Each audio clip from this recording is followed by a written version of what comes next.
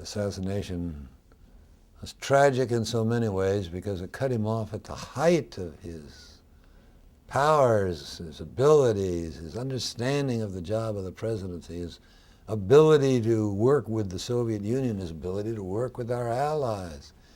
It cut him off, and it replaced him with a man who had no foreign policy experience and who took us in a different direction in Vietnam and otherwise.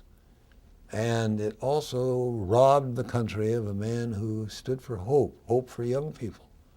Absolutely. Who 5 years later were rioting, hope for minorities who 6 years later were rioting.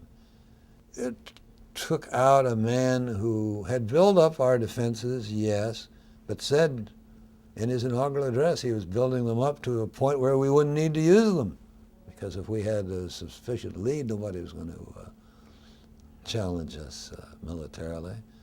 But that buildup was much worsened by the war in Vietnam, and our economy as a result was inflated. It was not as productive as it could and should have been when JFK was paying attention to it every day. And then it followed 5 years later by his brother's death, and Martin Luther King's death, I might add. That just robbed this country of a special kind of leadership that, for which we paid dearly for years to come.